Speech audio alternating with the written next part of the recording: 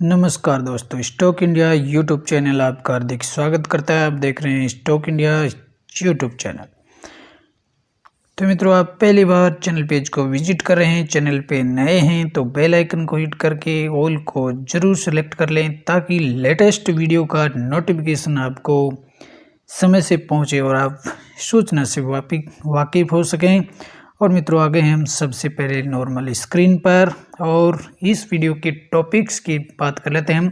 तो सबसे पहले हम इस वीडियो में बात करेंगे अडानी ग्रुप। और अडानी ग्रुप पर आज की जो महत्वपूर्ण लेटेस्ट जो न्यूज आते हुए देखने को मिल रही है उनकी चर्चा करेंगे। साथ ही हम चर्चा करेंगे यस बैंक, और यस बैंक पर भी बड़ी न्यूज है वो आते हुए देखने को मिल रही है। तो दोनों ही न्यूज़ की हम चर्चा करेंगे और दोनों ही महत्वपूर्ण वीडियो होने वाला है न्यूज़ की दृष्टि से। तो बने रहिए, देखते रहिए स्टॉक इंडिया यूट्यूब चैनल। तो मित्रों, अडानी और हिंडनबर्ग का जैसे एक तरह से देखें तो मार्केट के सेंटर में अब ये मुद्दा है वो कई महीनों तक चलने वाला है।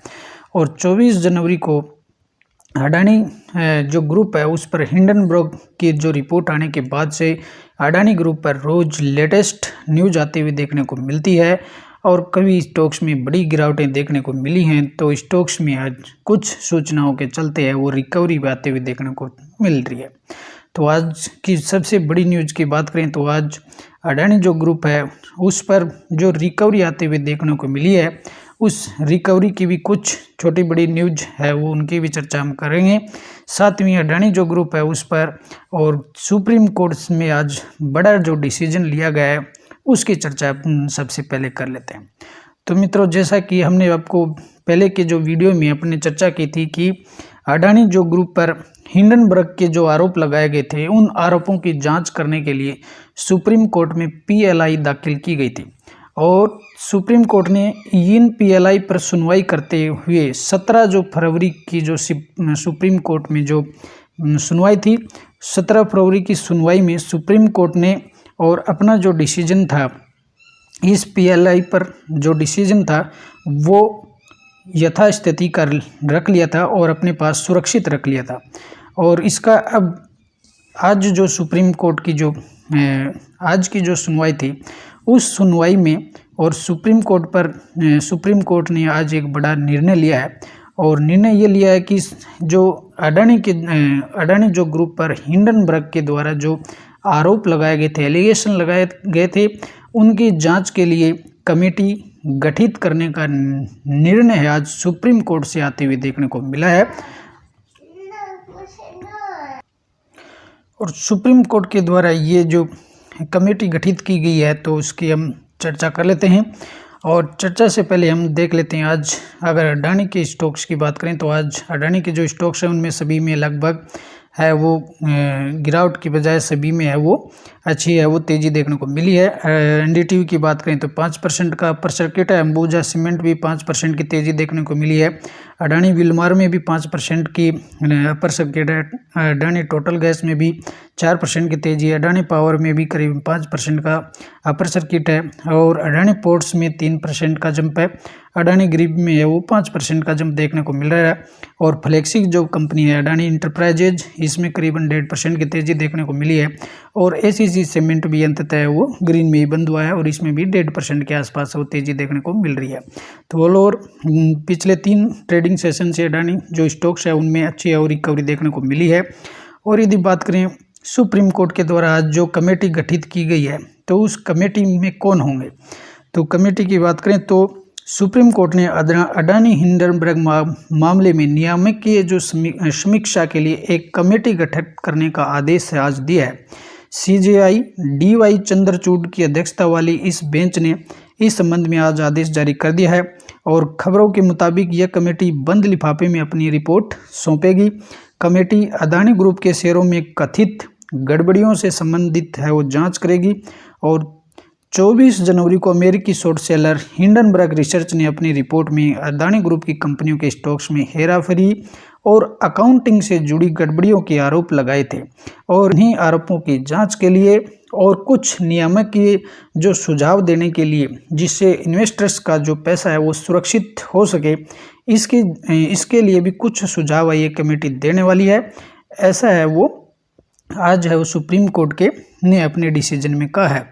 और सुप्रीम कोर्ट के ये जो कमेटी गठित होने वाली है वो सुप्रीम कोर्ट के रिटायर्ड जज की अध्यक्षता में है वो कमेटी बनाई गई है। तो इस सुप्रीम कोर्ट के आदेश के मुताबिक कमेटी की जो रिपोर्ट है वो 2 महीने में 2 महीने का समय इसको दिया गया है। और कमेटी है वो अपने जो जांच के जो डिसीजन होंगे वो 2 महीने में उसकी रिपोर्ट है वो जमा करनी होगी। और रिपोर्ट है वो बंद लिफाफे में अपनी रिपोर्ट कमेटी को देनी होगी। और कमेटी की अध्यक्षता है वो सुप्रीम कोर्ट के रिटायर्ड जज AM सैप्रे करने वाले हैं।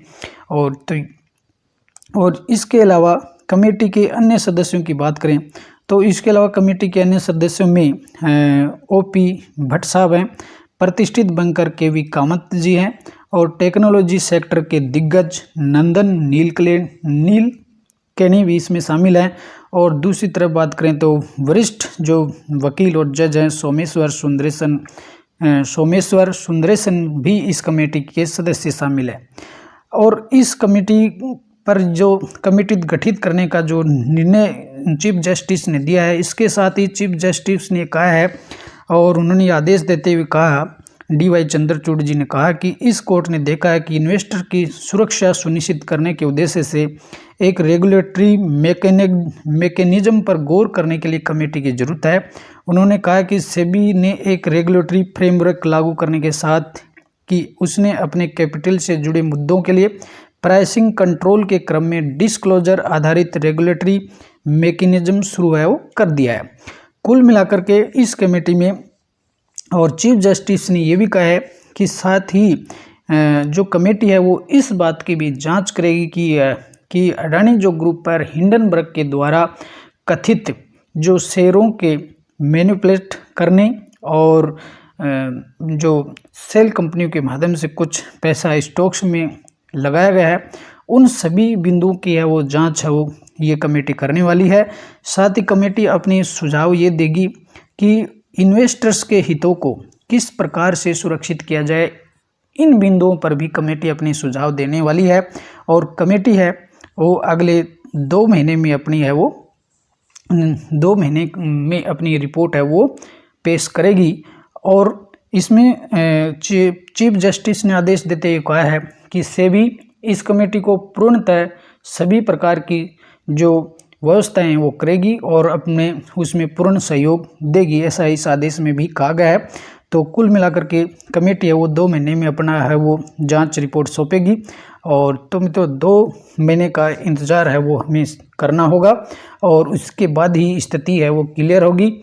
और 2 महीने के बाद जब रिपोर्ट आएगी कि रिपोर्ट नेगेटिव होगी तो अडानी ग्रुप के स्टॉक्स है वो एक बार फिर से इनमें बहुत ही बड़ी तेज़ी देखने को मिलेगी। और यदि रिपोर्ट है पॉजिटिवली आती है तो हो सकता है कि स्टॉक्स है में बड़ा क्रैश भी देखने को मिलेगा। तो ये पता चलेगा कि रिपोर्ट जब आएगी तो ये स्थिति तभी क्लियर हो पाएगी। तो फिलहाल यही लेटेस्ट न्यूज़ है वो अडानी ग्रुप पर आते हुए देखने को मिल रही है। और एक बड़ी पॉजिटिव न्यूज़ की अब बात कर लेते हैं। अडानी ग्रुप पर आज एक बहुत ही बड़ी पॉजिटिव न्यूज़ आते हुए देखने को मिल रही है और जो न्यूज़ है वो अमेरिका से आती हुई देखने को मिल रही है। और हम बात करेंगे अमेरिका की GQG पार्टनर्स कंपनी की। और GQG पार्टनर्स ने आज एक बड़ा स्टेक आज बड़ा जो स्टेक्स है अडानी ग्रुप की कंपनियों में हासिल किया है। और यूं कहें तो इन्होंने आज अडानी जो ग्रुप है की कंपनियों उनमें एक बड़ा इन्वेस्टमेंट आ जाते हुए देखने को मिल रहा है। और यदि बात करें तो विवादों का सामना कर रही अडानी ग्रुप को एक अमेरिकी इन्वेस्टमेंट कंपनी से बड़ा निवेश मिला है और कंपनी है GQG पार्टनर्स। तो आज ग्रुप ने अडानी ग्रुप के द्वारा और शेयर बाजार जो एक्सचेंज है उनको भेजी सूचना में बताया कि प्रमुख जो ग्लोबल इक्विटी इन्वेस्टमेंट कंपनी है GQG पार्टनर्स ने उसकी ग्रुप की कंपनी में 15,446 करोड़ रुपए लगभग 1.87 अरब डॉलर का निवेश है वो पूरा किया है। ये निवेश Adani ports and special economic zone और Adani green energy limited, Adani transmission limited और अडानी एंटरप्राइजेज लिमिटेड के स्टॉक्स में ये इन्वेस्टमेंट किया गया। तो कुल मिलाकर देखें तो आज 15,446 करोड़ का भारी भरकम जो निवेश है वो आज अडानी ग्रुप में अमेरिका से आते हुए देखने को मिल रहा है। और इस निवेश के साथ ही GQG अब भारतीय इंफ्रास्ट्रक्चर के डेवलपमेंट और ग्रोथ से जुड़ी एक अहम इन्वेस्टर बन गई है। जेफरीज इंडिया प्राइवेट लिमिटेड इस ट्रांजैक्शन की एकमात्र ब्रोकर थी। GQG पार्टनर्स के चेयरमैन और chief investment officer Rajiv Jain ने बताया, हम अडानी ग्रुप की कंपनियों में पोजीशन की शुरुआत करने के लिए उत्साहित हैं और अडानी कंपनी पूरे भारत और दुनिया भर में कुछ सबसे बड़ी और सबसे अहम इंफ्रास्ट्रक्चर एसेट की मालिक है और उन्हें चलाती है। गौतम अडानी को मोटे तौर पर उनकी पीढ़ी के सर्वश्रेष्ठ उद्यमियों में से एक माना जाता है। तो ये विचार किसके हैं और ये कथन किनके हैं? GQG पार्टनर्स के चेयरमैन और chief investment officer Rajiv Jain ने अपने ये विचार अडानी ग्रुप के लिए कहे हैं। तो कुल मिलाकर देखें तो आज के सेशन में और हम GQG के द्वारा बहुत ही बड़ा इन्वेस्टमेंट आज अडानी ग्रुप में आया है। और GQG की बात करें तो GQG दुनिया की प्रमुख ग्लोबल और इमर्जिंग मार्केट इन्वेस्टर कंपनी है। इसके पास बेहद ही लंबी अवधि के निवेश का शानदार ट्रैक रिकॉर्ड है और 31 जनवरी 2023 तक के आंकड़ों के मुताबिक यह करीब 92 अरब डॉलर से अधिक के क्लाइंट एसेट को मैनेज करने वाली कंपनी है। तो कुल मिलाकर के GQG अमेरिका की बहुत बेहतरीन कंपनी है और इसके द्वारा कम से कम लगभग 15,446 करोड़ का बड़ा इन्वेस्टमेंट आज अडानी ग्रुप में आते हुए देखने को मिला है।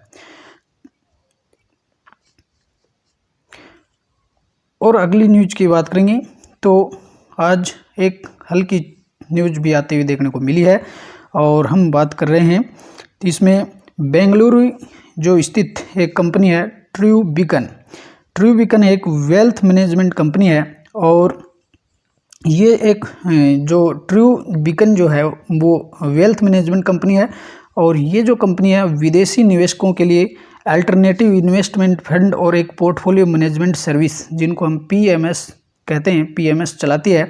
तो इसके जो हेड हैं तो उन्होंने ये कहा है कि जॉर्ज सोरोस की टिप्पणी और अडानी पर हिंडनबर्ग की रिपोर्ट से भारत में होने वाले निवेश पर कोई बड़ा असर नहीं पड़ेगा। और ये कथन किनका है? ट्रू बीकन के रिचर्ड पटेल के। और ट्रू बीकन के जो रिचर्ड पटेल हैं उन्होंने जो कहा है कि भारत में जो इन्वेस्टमेंट होने वाला है उस पर जॉर्ज सोरोस की जो टिप्पणी है और अडानी और हिंडनबर्ग की जो रिपोर्ट है उससे कोई बड़ा असर नहीं होने वाला है। और ये विचार हैं ट्रू बीकन के रिचर्ड पटेल के।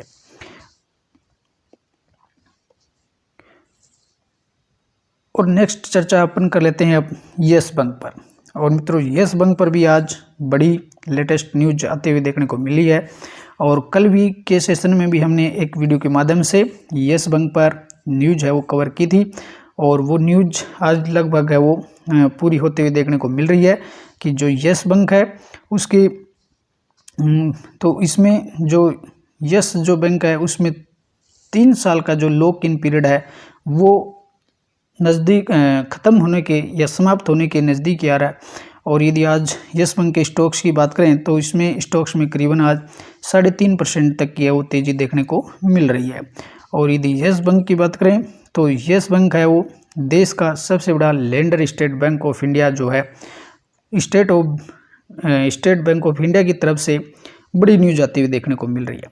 तो हमने कल ये चर्चा की थी कि जो यस जो बैंक है और यस बैंक में जो बैंक था जब उसमें क्रैश देखने को मिला था तो यस बैंक को और उसकी स्थितियों से बचाने के लिए और गवर्नमेंट की तरफ से कुछ बड़े जो बैंक थे देश के जो बड़े बैंक थे उन बैंकों का पैसा इसमें यस बैंक में डाला गया था, जिसमें हम बात करें तो SBI, ICICI बैंक और IDFC फर्स्ट बैंक और HDFC बैंक। तो इन बैंकों ने कुछ हिस्सेदारियां हासिल की थी और उन हिस्सेदारियों का जो होल्डिंग है उसका जो लॉक इन जो पीरियड है और जो लॉक इन जो पीरियड था वो 3 वर्ष का था और 3 वर्ष का जो लॉक इन पीरियड है वो अब समाप्त होने के नज़दीक है। तो इसमें आज SBI ने कहा है कि उसका जो लॉक पीरियड है वो लॉक जो पीरियड है वो 6 मार्च 2023 को समाप्त हो रहा है। और राइटर्स की एक रिपोर्ट की माने तो रिजर्व बैंक ने यस बैंक के रिस्ट्रक्चरिंग प्लान के तहत लॉक इन पीरियड तय किया था। और रिपोर्ट में बताया कि एसबीआई स्थायी रूप से प्राइवेट सेक्टर के लेंडर में हिस्सेदारी नहीं रखना चाहता है और इसे चरणबद्ध तरीके से होल्डिंग में कमी लेकर के आएगा। यानी कुल मिलाकर के कि एसबीआई जो बैंक है उसके पास जो यस बैंक की जो होल्डिंग्स है वह उसे सेल करने वाला है। और इसका जो लॉक पीरियड है वो 6 मार्च को समाप्त होने वाला है। तो बिल्कुल ही क्लोज समय आ गया है। और तो 6 मार्च में को देखना होगा कि एसबीआई है इस पर अपना स्टॉक है वो सेल करता है या नहीं करता है।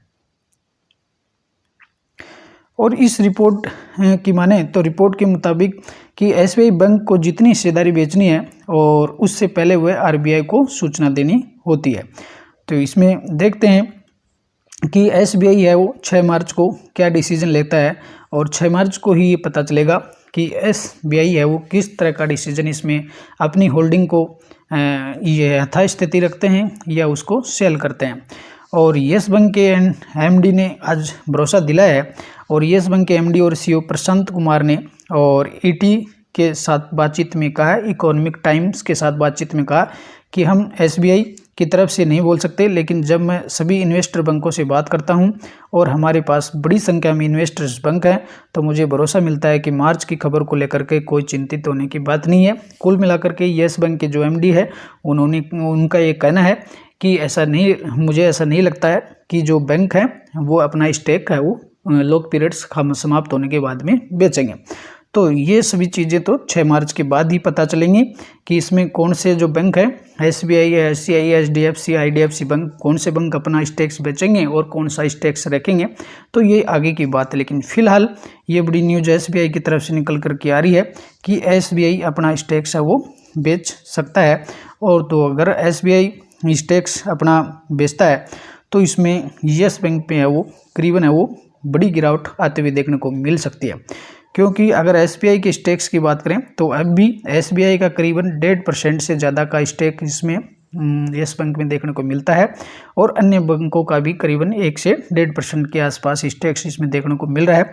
तो जब भी एसबीआई की तरफ से सेल बटन दबाया जाएगा तो इसमें है वो यस बैंक में फिर से एक बार बड़ी गिरावट देखने को मिल सकती है। तो ये भविष्य की ग्रुप में है।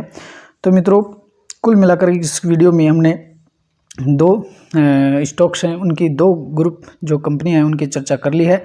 और यदि वीडियो आपको पसंद आया हो, हेल्पफुल लगता हो तो शेयर और लाइक ज़रूर कीजिएगा। और अगले वीडियो में फिर मिलते हैं, तब तक के लिए नमस्कार। आप देखते रहिए स्टॉक इंडिया।